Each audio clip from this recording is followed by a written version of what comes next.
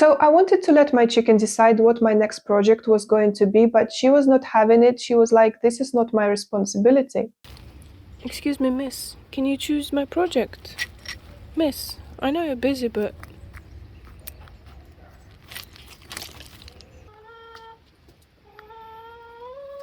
And frankly, I understand her. Nobody wants to take the blame afterwards. I should make the choice myself. So what I did, I wrote different options, animals and birds mostly, on pieces of paper, put them in a small pot, and then picked one. Okay, let's do it. Which one is this? Which one is this? This is Raven. Okay, nice. I love ravens. The sun decided to visit Wales. Wow. There are many different ways to carve a raven, so I could make it in the shape of a piece of jewelry, like a pendant, or maybe like this little guy, like I did it in my Halloween tutorial. So this will be the stage when I look at different options. I usually do rough sketches before carving just to brainstorm the idea and to see where I am going. Like this is what I did when I was thinking about Valentine carvings. I quite like the idea of a cactus with a heart on top. I didn't do the tutorial on it because I thought it was a bit too simple, and I have a cactus tutorial on my channel already anyway, so you can just add a little heart on top.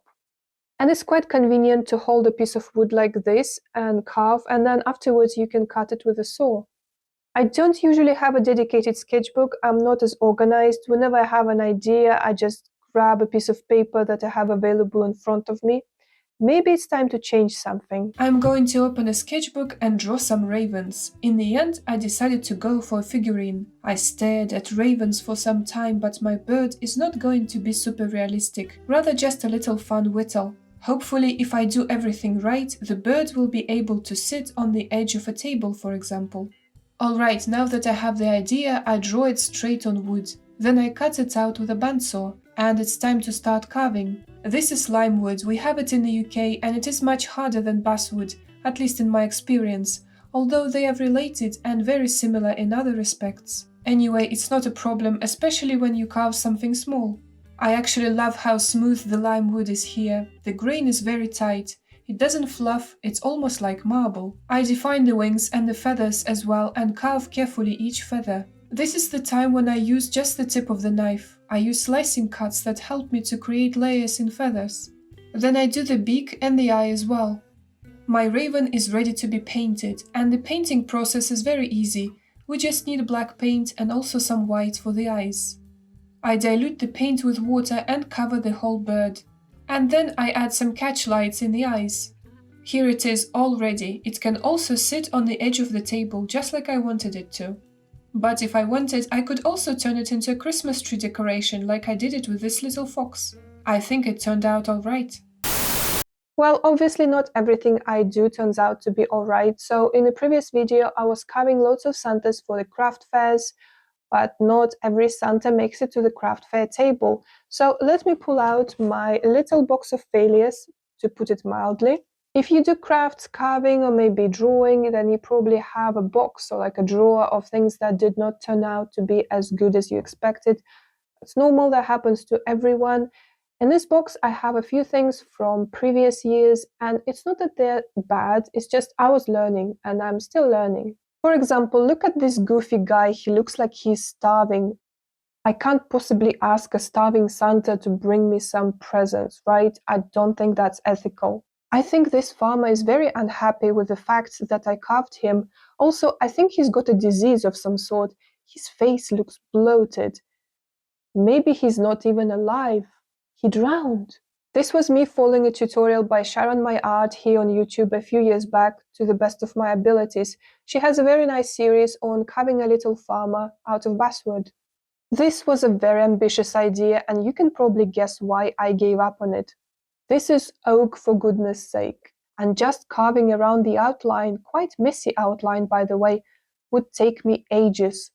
Also, if I did this again, I would draw the shape properly. The leg is quite thin and is bound to break. This snake is not too bad, I just don't really like the head, it's too thin. And another problem that sometimes occurs when carving black walnut, it becomes covered in dust after you oil it.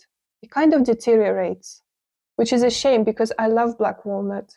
Okay, this one's no texture to the beard, no eyebrows, just solid color and very sad eyes.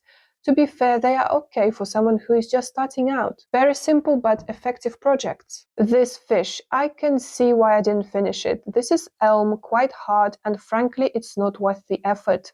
There is another fish, simple, could be an easy beginner project like a little decoration that you can hang. I kind of feel sorry for this guy. He wouldn't be able to reach his head with these arms. They're so tiny, and his head is huge. The proportions are all off.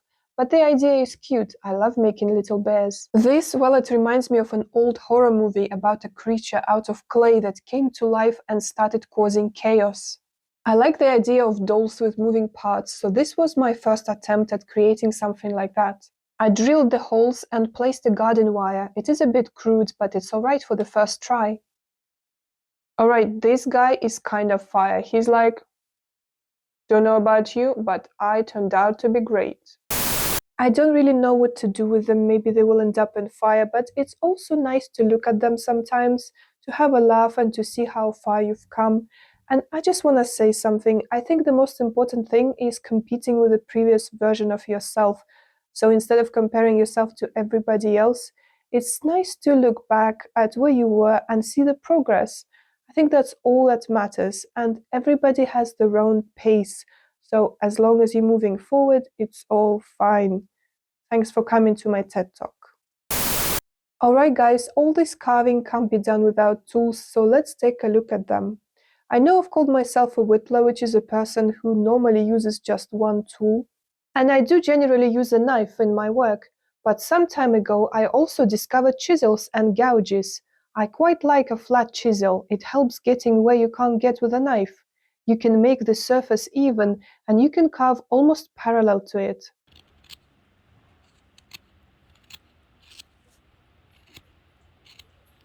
Here's a bigger one with a slight curve. This is file. I use it for some bigger projects if I need to remove a lot of wood at once. This is the way I hold my chisel, like this, kind of carving towards myself. I know that other more traditional carvers use it differently. They carve away from themselves. Usually there is a piece of wood attached to the table, so they sink the gouges there. But of course, there are different ways, and I don't think that one is necessarily better than the other. Something else that I started using besides chisels and gouges, little files. They are very useful in small, tight places. For example, here, when I was carving a giraffe, you can easily file between its legs and remove all the fluff. So, something that every carver that paints their creations heard at some point in their life is, why are you painting it? You're ruining it. You shouldn't cover the texture of the wood. And of course, that might just mean that my painting skills are mediocre at best. But I also heard this remark directed at other wood carvers, so I think it's something universal. So they say, oh, now it looks like plastic. And well, I don't know how to make something out of plastic. I feel like it might be more difficult than wood carving. Anyway, something that might help is obviously diluting your paints with water. When you do that, they become translucent. This is what I've done with my raven. Also, if you didn't sand your project, it will have a characteristic knife finish rather than a smooth surface, and that would definitely look like something made out of wood rather than plastic. In addition to that, sometimes I use a sanding sponge. I sand my carvings lightly, making the wooden facets visible. What about you? Do you prefer painted wood or natural? Speaking about painting, I know some carvers oil their carvings beforehand. I will try it on this starving Santa. Boiled linseed oil is something that is traditionally used, but I only have the raw one. Let's see how that works. I wipe my Santa with an oily cloth and then obviously I spill some oil on my table. Classic. Here it is, all saturated with oil. I dilute my paint to get this nice transparent effect that I talked about earlier. Then I add some orange and I mix two paints on the hat while they are still wet. This is usually much better than one solid color. Then I paint the beard and all the rest, so this would be a Santa without oil. Now I grab my oiled Santa and repeat the very same process. I let them dry and then I check the result. This is my Santa without any oil. He has the true colors. The oiled Santa, though, has a slightly muted tone, warm and a bit yellowy. And to be fair, it doesn't look that bad now. Maybe he's still hungry, but he's definitely in business. Hope you like this video. See you soon. Something else that I started using besides chisels and gouges, little flies. Files.